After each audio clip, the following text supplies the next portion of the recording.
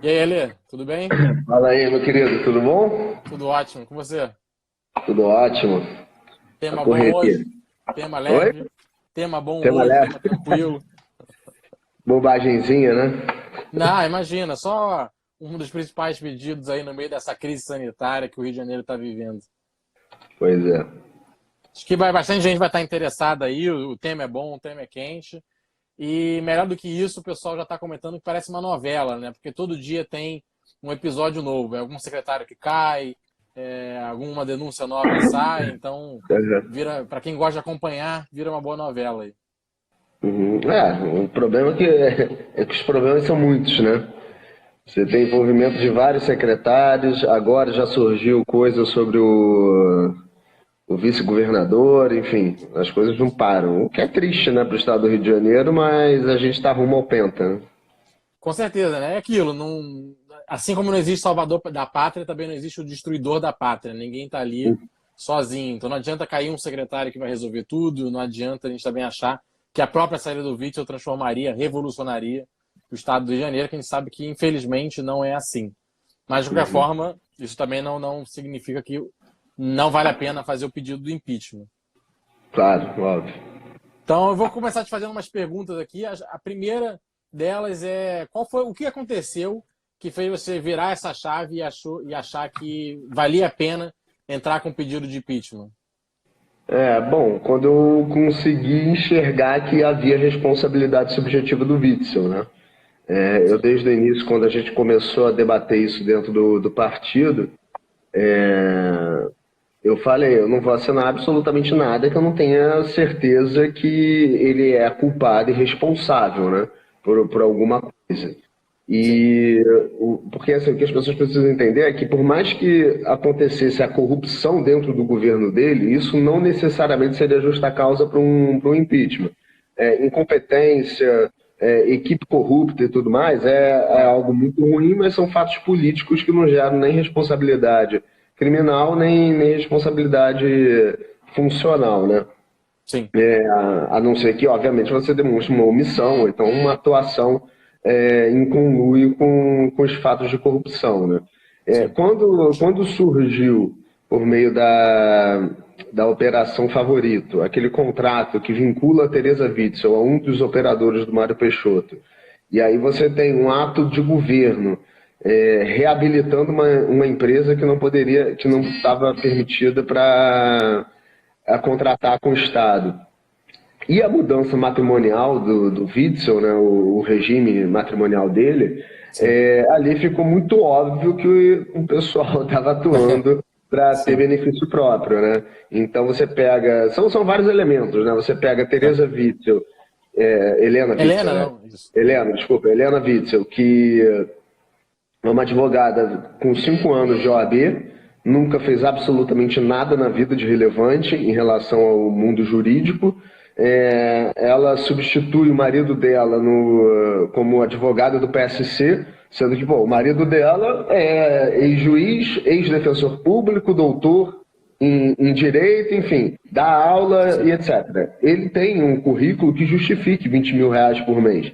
Claro. Ela não está nem próximo disso. Quem é Sim. advogado sabe o quão difícil é você conseguir uma remuneração de R$ 20 mil por mês. Mas enfim. E aí ela substitui ele no PSC e a Polícia Federal encontra esse contrato que o prazo é pelo tempo do mandato do marido. Ela vai receber. Curiosíssimo, né? Pois é, coincidente. Ela vai receber R$ 15 mil todo mês. E quem também é do direito sabe a dificuldade que é você arrumar um cliente que aceite pagar 15 pau por mês para receber consultoria de qualquer advogado. Sim. Normalmente você trabalha por obra, né? Vamos dizer assim. É como se fosse um pedreiro. Você contrata o pedreiro para construir alguma coisa. Você não contrata. Dificilmente você vai firmar um contrato de zelador de forma aleatória para um cara que não está no mesmo, enfim, no mesmo imóvel sempre. Sim. E fazendo essa analogia, você também dificilmente contrata um advogado para prestar consultoria, ou seja, você não vai ter contencioso, não tem absolutamente nada, é só consultoria. E de acordo com a própria Helena Witzel é uma consultoria oral. Então, é um negócio tão, você não tem tão registro nenhum de bizarro. nada, né? Pois é um negócio tão bizarro e tão asqueroso você ver acho que se isso for uma lavagem de dinheiro, deve entrar para a história como a lavagem de dinheiro mais estúpida da face da Terra. Porque ou acha que as pessoas são muito estúpidas, ou, enfim, não sei. Eu tinha certeza da impunidade, né? Ou seja, Sim. vai fazer isso aí porque tem certeza que nunca vão encontrar. E, obviamente, que as pessoas se valem das prerrogativas de um advogado, que de fato é mais difícil você conseguir quebrar sigilo, Sim. enfim, etc. Mas aí você pega um paralelo com a mulher do Cabral e ela, pelo menos, dissimulava melhor. A mulher do Cabral, ela teve, por exemplo, a decência, né, entre aspas, óbvio, Sim. de ter um sócio, enfim, de ter realmente um escritório de advocacia real Sim. atuando. Tinha uma O outra dela, carteira de clientes. pois é. O da Helena Witzel, não. É ela sozinha, num escritório que ela montou para ela, obviamente para se beneficiar do mandato do marido. E quando você pega a mudança de regime matrimonial, fica mais grosseiro ainda. Ou seja, o Witzel ele passa a ter direito a 50% de tudo que ela lucrar ao longo do mandato. Então você tem diversos elementos que, se por acaso eles forem inocentes, Jesus, é muito azar, né? Mas como ninguém aqui acredita em Papai Noel e nem Coelhinho da Páscoa, você tem ali uma sucessão de fatos que compõem toda a culpabilidade dele em relação aos esquemas de corrupção e tudo que vem acontecendo no Estado e os favorecimentos pessoais, tanto dela como dele, né? Fica muito óbvio por conta dessa linha de fatos. Sim. Não, e tem duas coisas que são curiosas aí. Uma que você comentou eles se verem muito, muito blindados, né? Naquele sentido, não vai dar em nada. Só que depois do Cabral, você achar isso, depois de tudo que aconteceu no Rio de Surreal. Janeiro, você ainda ter tanta confiança assim, de que não vai dar em nada, é bem surreal. E o segundo ponto, também relacionado ao Cabral, é você basicamente reproduzir o modelo. Nós já tivemos Sim. um modelo que foi muito parecido com esse, e não houve nem a criatividade de mudar o esquema, de fazer um esquema diferente. E o pior ainda, né, no sentido. Melhor porque ficou fácil de ser descoberto, né? Mas pior porque foi mal feito ainda. Foi uma reprodução Muito. mal feita. Uhum. E uma coisa que é importante pontuar é que eles só foram pegos por conta da Covid, tá? A Polícia Federal, isso está numa decisão do Bretas, o Bretas cita isso, então não é nenhuma informação privilegiada, já que todo mundo hoje está com mania de achar que todo mundo tem informação privilegiada da Polícia Federal, mas na decisão do Bretas, numa delas, ele cita, salvo engano, é a decisão em que ele manda prender o Mário Peixoto. O Mário Peixoto era para ter sido preso em março, só que por conta da Covid, os agentes não quiseram, os agentes da Polícia Federal não quiseram. Fica claro na decisão dele que ele não ficou muito satisfeito com isso, Imagino. porque isso foi levado ao Abel Braga, desembargador, e tanto o MPF como os agentes da Polícia Federal, como o pessoal da Polícia Federal, pediu para que a operação não ocorresse por conta da Covid. Ele tentou obrigar o pessoal a ir, recorreram ao desembargador, o desembargador suspendeu, e graças a isso as escutas continuaram e foi possível pegar o esquema presente, né? Porque o Mário Peixoto já é investigado há muitos anos por outros esquemas e não tinha nada em tese que ligasse ele à administração atual. Com esse delay da operação, ele foi pego. Os operadores dele, foram pegos na escuta, tratando dos contratos emergenciais, né? E o contrato da Helena Witzel, ela foi achado numa nuvem lá desse Alessandro. Ou seja, um Sim. negócio extraordinário, graças à pandemia que se achou o esquema todo, né? Se desembaraçou o esquema todo de corrupção. Bom, pelo menos algum lado bom desse caos. Pois E é. o Mário Peixoto, vale lembrar, imagino que todo mundo já tenha recebido os vídeos, o Witzel foi questionado no debate de 2018 para governador por ser supostamente próximo ao Mário Peixoto, pelo Romário e no segundo turno pelo próprio Eduardo Paes. E agora você vê. Engraçado que espalharam. O nego fala que corrupção não passa recibo, né? A Helena Witzel, por exemplo, declarou tudo no imposto de renda. Ou seja, Surreal, certeza né? dá tranquilidade, né? Mas o escritório do Tristão, se não me engano, acho que é o escritório do Tristão, repassou para a campanha do Witzel a mesma quantidade de pagamentos que o Mário Peixoto fez ao escritório. Então é Nossa, muito curioso. exato mesmo valor, né? O pessoal não Não, tem não nem é esse cuidado. exato o mesmo valor, mas é muito Não, mas próximo. 200 e tantos mil. digo de Enfim, variar, né? e Quebrar, teve a assim. doação do escritório de mais de 200 mil. Então você vê ali uma relação muito óbvia, né? Entre corruptos, corruptores, enfim, todo mundo ali. Sim. Uma das perguntas que eu ia te fazer, inclusive, era essa. O pedido protocolado pelo Novo, ele é direcionado ao governador, Wilson Witzel, e também ao secretário Lucas Tristão. Você agora já abordou um pouco, mas eu ia te perguntar por que Bom, a agora com a inclusão dele. exoneração não adianta mais, né? Não Sim, tem mais. Como ele foi exonerado antes do recebimento da denúncia, vai perder esse objeto. Mas a gente acha que o Tristão tem participação em tudo, né? E não só ele, enfim, vários, não digo em tudo, mas em alguma coisa com certeza. E é muito curiosa a reestruturação que o Witzel fez logo depois dos escândalos, basicamente dando mais poder ainda ao Tristão. sim. Então você vê que é quase como se fosse um comparsa, né? Exatamente, que é a pessoa que não pode perder espaço, né? E É, também eu lembro de ter visto, não sei se foi no RJTV, mais um dos azares aí, algum dos áudios que eles interceptaram, ou o celular que pegaram, o filho do Mário Peixoto dizendo que o Lucas Tristão, o secretário Lucas, teria passou passado na Covid. casa deles para conversar, né? E aí Não nisso, só né? Ele passado passou na casa Covid e deles, tal. passado Covid. Teria passado. Exatamente. Exatamente. Ou seja, é surreal, né? É uma relação, obviamente, muito íntima do secretário com os corruptos, né? Porque o filho dele também foi preso. Então, enfim, vamos ver se esse cara vai delatar e o que vai aparecer, né? Existem grandes chances dele delatar. Vamos torcer. Exatamente. Bom, como você mesmo pontuou, o Tristão foi um dos nomes que já foram exonerados, né? Que supostamente já saíram do governo. Formalmente, sim. Se ele continua tendo influência ou não, fica algo difícil da gente dizer.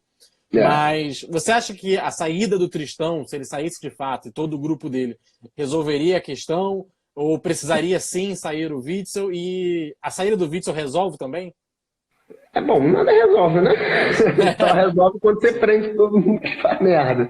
Mas enquanto a gente não prende todo mundo que tá fazendo bobagem por aí, tem que ir conforme a demanda vai aparecendo. Então, se eu acho que não tem como você ignorar a participação do Witzel com aquele ato administrativo, com Sim. o contrato pego com a esposa, a mudança de regime. Eu acho que está muito óbvio que houve favorecimento pessoal e quebra de decoro por parte do governador. Vai entrar o Cláudio Castro, que também já está começando a pipocar coisa de familiar por afeto, né? Os irmãos de criação lá, que um nem mora aqui no Brasil, parece que o cara está em Dubai. Ou seja, se isso se comprovar, você tem também aí mais um crime de responsabilidade, né? Que aí, obviamente, nós também iremos protocolar um pedido se comprovar que houve realmente aquilo que foi narrado na reportagem. Aí o próximo seria o presidente da Assembleia, né? Sim. E provavelmente, no caso de ser ainda esse ano, seria o presidente da Assembleia que assumiria, né? E agora, salvo engano, se for ano que vem, aí já vai passar por uma nova votação para presidente da casa, né? A menos que tem Não, chance de ser. não, nas duas hipóteses, ou você faz eleição direta ou você faz eleição indireta, né? Sim. É. Sim, acho que nos 2 primeiros anos, né? Que seria até o final desse ano, Isso, eleição eleição direta. direta. Vai ter nova eleição. A galera vai ter que votar novamente para governador. Se por acaso não acontecer, vai ser eleição indireta. Tá, perfeito. Bom, a gente tinha separado mais uma pergunta aqui. Foi uma que eu divulguei bastante, né? O pedido de impeachment. E tem um ponto que muitas pessoas respondem, que não seria temerário discutir o impeachment no meio dessa crise sanitária? E eu queria saber se você refletiu sobre isso, se foi uma coisa que foi pesada. Eu particularmente tenho minha opinião também. No meio da crise, pô, eu tenho minha opinião também, mas tem muita gente que me fala, pô, tá no meio do caos, tem gente morrendo, hospital, não vamos deixar isso para depois. Justamente por causa deles, pô.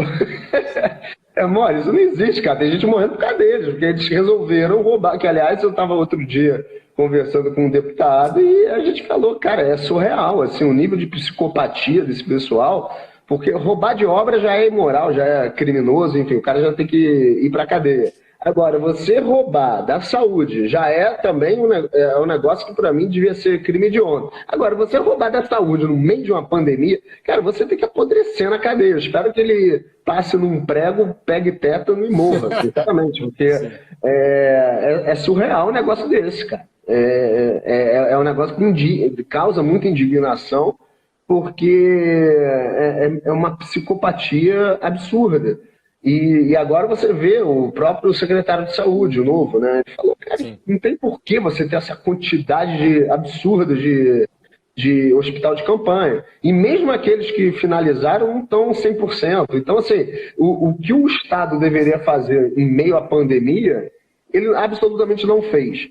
E o que é pior, o Witzel, ele adotou uma narrativa de basicamente falar, olha só, se você sair de casa eu vou te prender. O que ele quebrou de comércio, enfim, a pandemia ela já causaria uma crise naturalmente, uma crise econômica, porque as pessoas não iam se sentir confortáveis de sair de casa, enfim, enfim, tudo aquilo que decorre do medo, né? Mas quando você vê o Estado atuando de forma a impedir as pessoas até mesmo de sobreviver, e aí quando você olha, o cara tá roubando, o governo dele tá roubando pra caramba e com fortíssimos indícios que o governador está metido nisso, é um negócio surreal, cara. É para causar muita indignação. Inclusive o doutor Carlos do Novo aqui, que é um parceiro nosso aí, filiado também, ajuda muito na pauta de educação, ele está pontuando isso, que ele deveria ter equipado os leitos já existentes. Eu vi nesse agora, né, para quem não acompanhou, ele prometeu 7 hospitais de campanha que estariam prontos até o final de abril. Já estamos no início de junho e apenas um deles foi entregue, que é o do Maracanã, e como o Alexandre bem disse, não está em plena capacidade. E hoje o que o novo secretário de Saúde diz é admitir que não tem por que concluir todos esses hospitais, mas muito dinheiro já foi gasto neles. Mais de 300 milhões. Nossa, bizarro. E o que eu acho surreal. Não, aliás, não, minto. 300 milhões, 200 e poucos milhões foi para a Iabas está pedindo mais 100 e poucos milhões para poder terminar lá. O doutor Carlos pontuou aqui, né? A Santa Casa tem 400 leitos fechados no centro da cidade. Por que não faz isso? Porque quer roubar, né? Exatamente. Tiveram várias denúncias disso, de vários hospitais funcionando abaixo da sua capacidade, que se recebesse um investimento, poderiam abrir novos leitos. Mas é isso, você precisa, né, ter contrato, precisa fazer todo um aparato para poder roubar. O que eu acho bizarro, como você bem disse, né, qualquer roubo, qualquer corrupção já é um absurdo. Numa pandemia, pior ainda. Mas se o cara fosse... ele vai pegar alguns itens da saúde, etc., a gente denunciaria, mas pelo menos o sistema estaria funcionando. Agora, os caras pegam o principal contrato, que é o contrato que cria os hospitais de campanha, e neles é o centro da roubalheira. Ou seja, você não consegue abrir hospitais de campanha que vão ser o cerne da prestação do serviço do Estado no meio dessa crise. E o Mandetta, no final de março, início de abril, ele já mostrava que o Rio de Janeiro, ele falava, o Rio de Janeiro vai ser o epicentro do problema. O Rio de Janeiro vai ser o epicentro, vai ser um dos lugares com maior dificuldade. Numa época, o Rio de Janeiro tinha muito menos casos que São Paulo. Com certeza. A gente já tinha uma estrutura deficitária, exatamente. Tipo, olha, a prioridade do Rio de Janeiro tem que ser fornecer estrutura, porque vocês não têm. E aí o cara vai e não faz isso. Não fornece essa estrutura, não abre os hospitais de campanha, não abre novos leitos. E é bom pontuar, cara, porque assim, uma triste surpresa foi a questão do Edmar, né?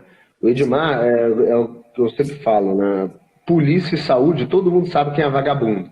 Então, logo no início, quando eu precisei me relacionar com ele por conta de uma questão, de uma demanda que chegou no nosso gabinete por conta da Rio Farms, e eu fui perguntar por aí, né, quem era esse Edmar.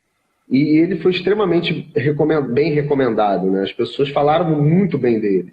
E isso me chamou muita atenção, porque Não é possível que um cara seja tão incompetente de 66 contratos, 44 estarem irregulares, ele chamar um cara que foi que trabalhou na gestão do Cabral, no setor de compras,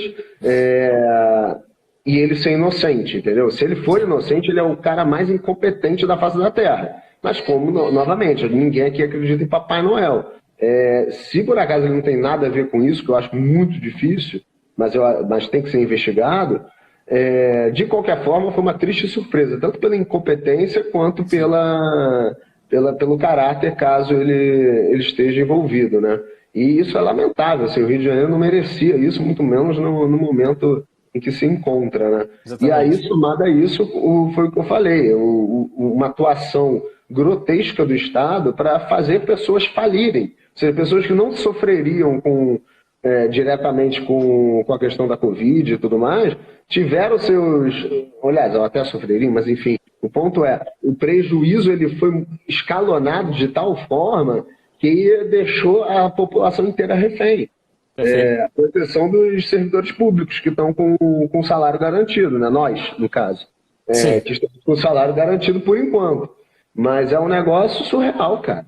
O que eles fizeram contra a população é um negócio surreal. É psicopatia, no mínimo. Perfeito. Não, inclusive, a gente vê que o padrão mundial tem sido para a reabertura, para as fases de transição de reabertura, sempre o percentual de ocupação dos leitos. Então, você não ter esses hospitais de campanha abertos, funcionais, atrapalha exatamente aí. Porque como nós temos menos leitos, a gente não consegue chegar ao percentual de leitos abertos suficientes. Mais ou menos, tá, Pedro? Porque até a gente partir de que os números estão corretos. Eu sequer confio nos números que estão sendo divulgados.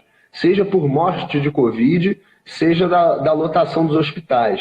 Eu acho que eu já questionei isso algumas vezes, na época que o Edmar era secretário, não consegui resposta. Eu questionava, vem cá, mas quanto que está a lotação? O que eu conversei com o pessoal do CREMERG é que eles questionavam muito essa questão da lotação. Um exemplo foi o Hospital de Niterói. Eles falaram, a gente fez uma vistoria no Hospital de Niterói, estava com 60% dos leitos ocupados. Isso no meio ali, quando eu estava falando que a curva estava explodindo. Então, assim, eu questiono muito, inclusive, a qualidade da informação dos dados, a transparência desses dados. E aí começa a pipocar denúncias de fulano morreu, minha mãe morreu, mas ela nunca teve Covid, ela estava com um problema de pressão, enfim. E aí você olha a certidão de óbito, tá lá, suspeita de Covid, é um negócio que você começa a questionar, inclusive, o tamanho do problema. Obviamente que a gente sabe que a Covid é uma questão séria, tem que ser endereçada de forma séria, não é uma gripezinha para uma parcela significativa das pessoas, mas é muito complicado quando você sequer confia na informação que chega para você por meio do Estado. E eu não acho que esse governo ele seja capaz de prestar informações fidedignas e honestas. E isso é lamentável, porque você não consegue... se você parte da premissa que estão negligenciando e falsificando informação, você não é capaz sequer de desenvolver políticas públicas que vão, de fato, melhorar a vida das pessoas ou mitigar o prejuízo da Covid. Diferente do que a gente vê em Minas.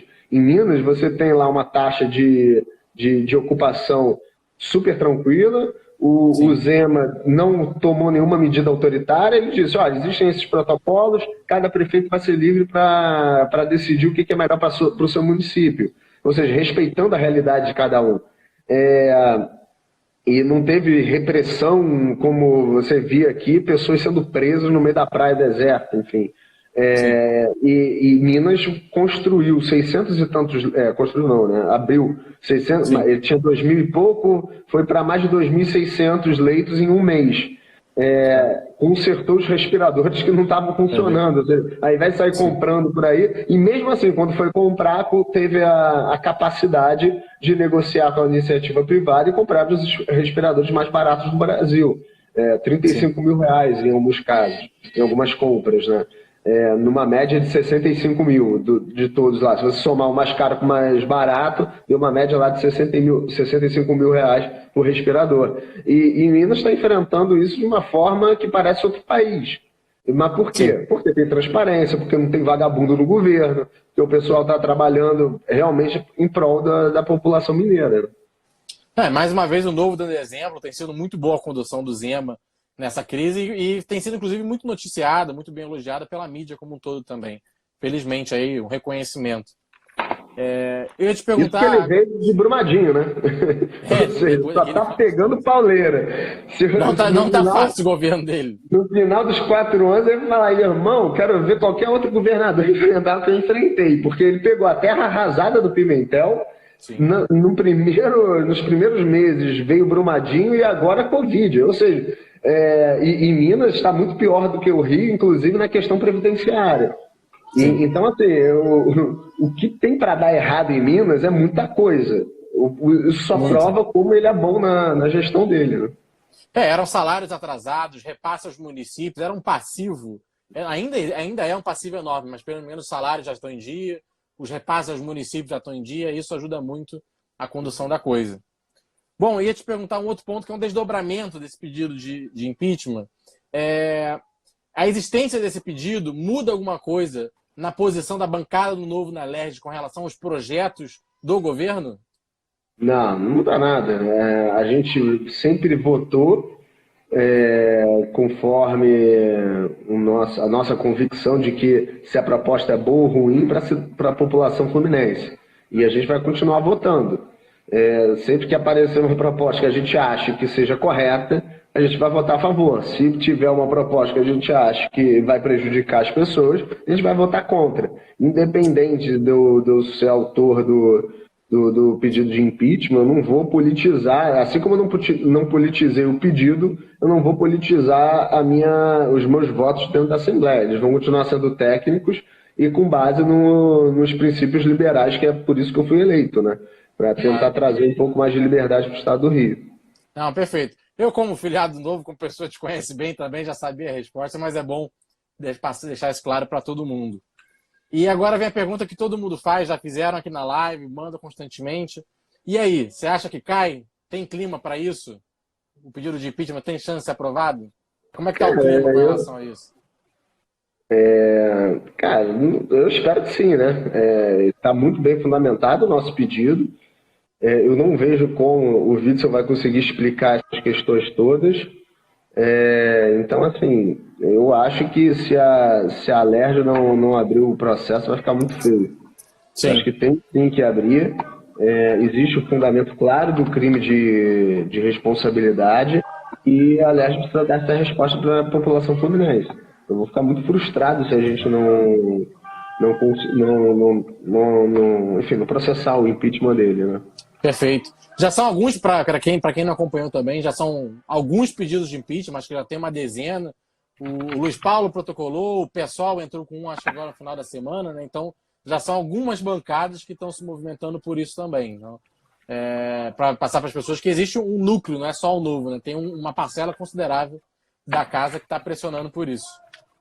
Cheguei a fazer um post essa semana que muitas pessoas dando o passo a passo do pedido de impeachment do Witzel na LERJ. Uma parte das pessoas já tiveram a oportunidade de acompanhar um impeachment a nível nacional, que foi da Dilma. Então as pessoas acham que já conhecem um pouco do trâmite, mas no caso do governador é diferente. Tem algumas coisas parecidas, como a criação de uma comissão especial e tudo mais, mas o modelo é diferente. E assim, quando eu questionei o presidente da LERJ, o André Siciliano, ele mandou aquele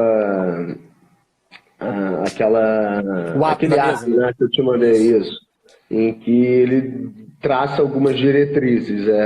Eu já questionei algumas coisas por conta da viabilidade disso, dada a jurisprudência do STF, enfim, mas a gente vai aguardar, né? Se de fato for instaurado, a gente vai ver qual que vai ser o ato, porque você vê que naquele ato lá, ele trata do processo de impeachment do Pezão, né? Pezão, sim.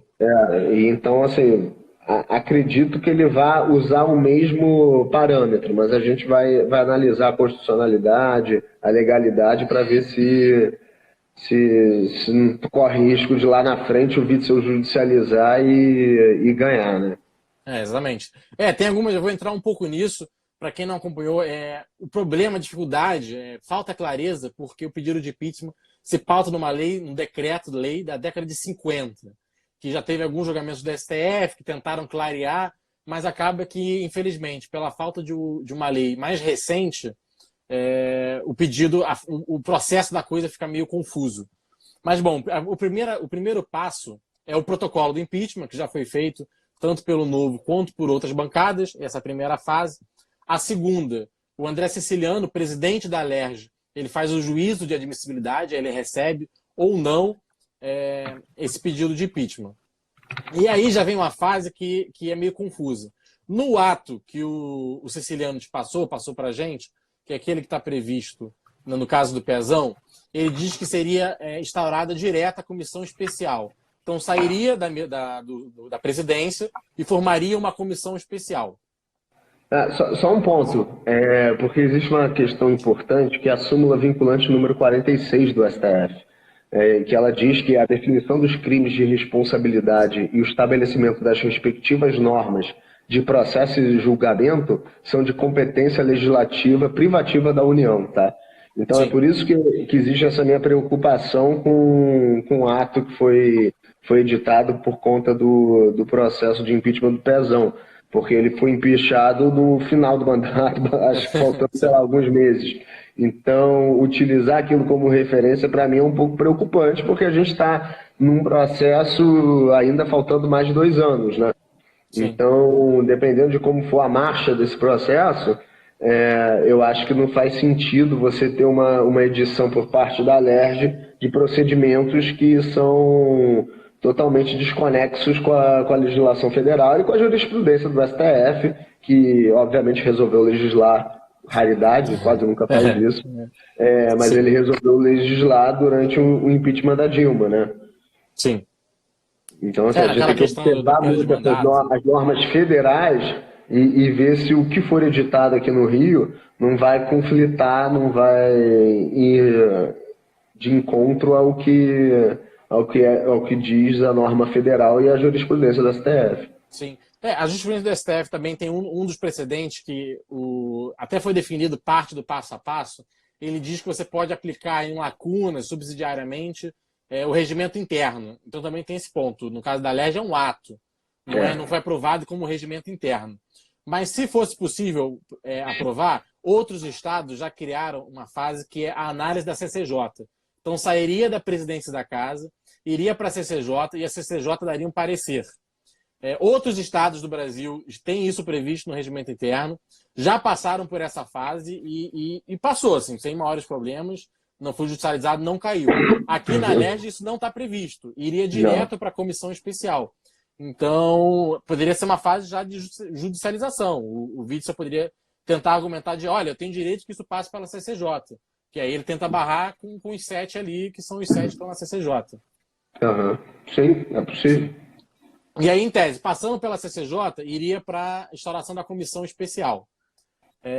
Sendo aprovado o procedimento do impeachment na comissão especial, ele já iria direto para o tribunal final, para o julgamento final. Que é a parte que eu achei o modelo mais curioso. A gente está muito acostumado com tem que ter 2/3 dos votos da casa, né, dos 70 deputados.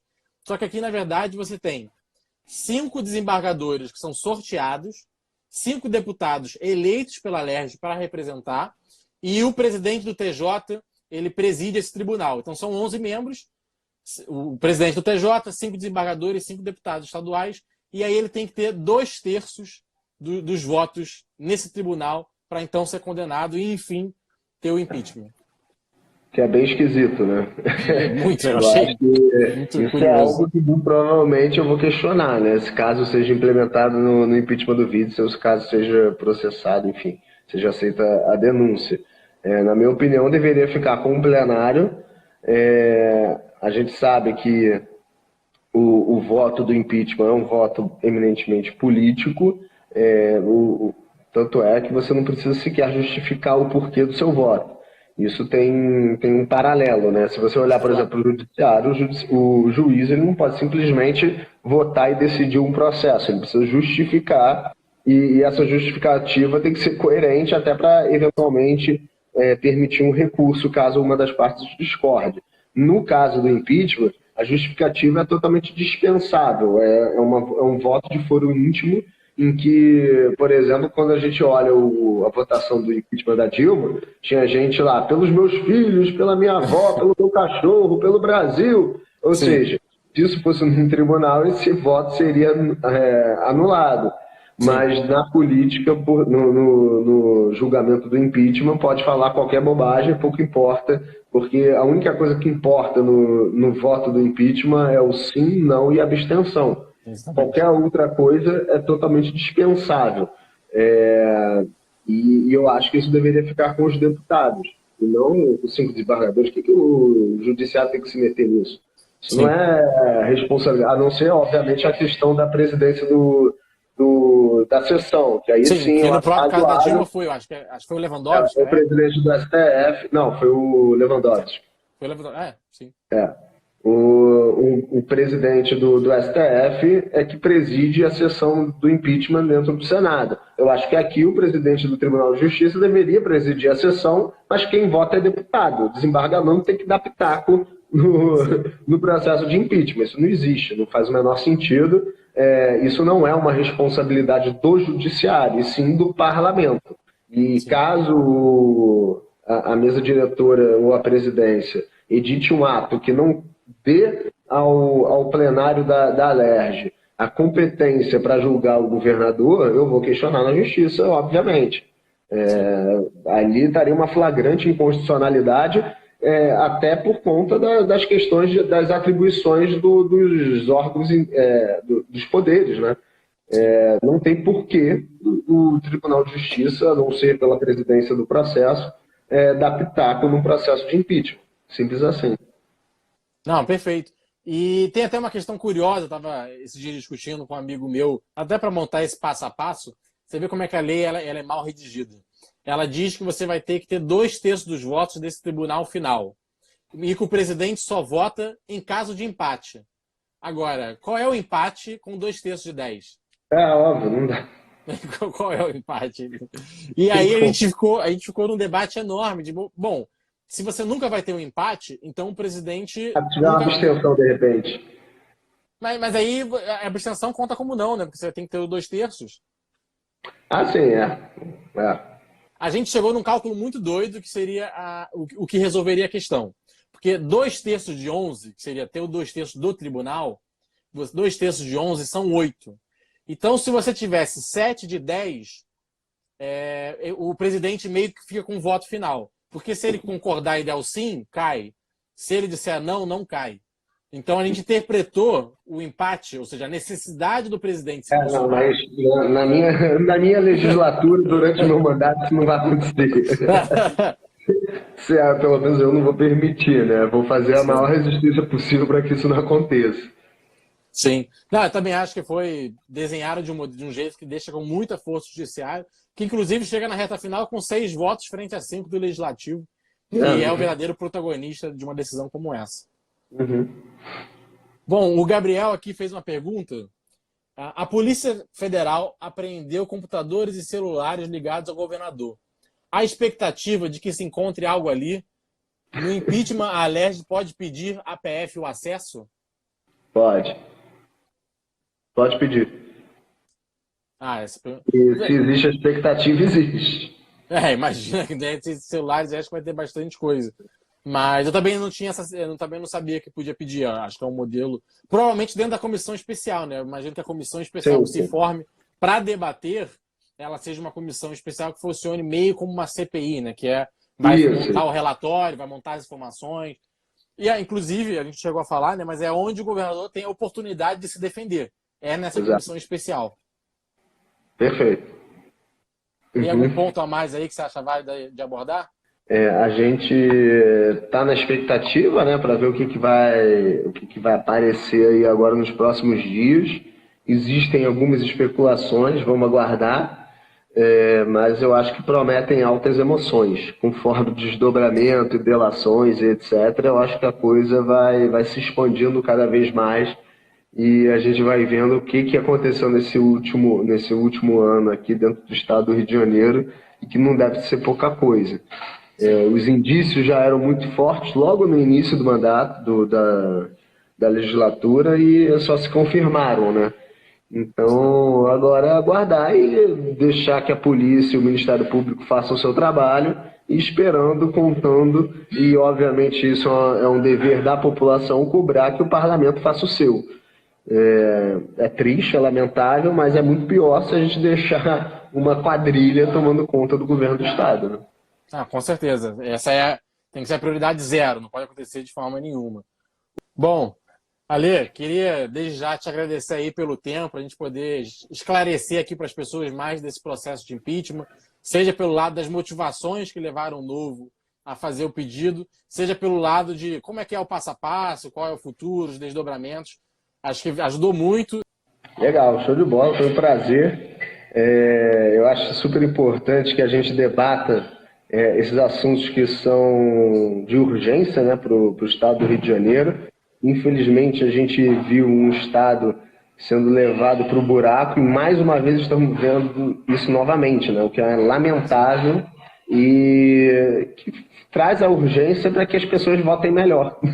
Eu acho que a gente precisa votar melhor.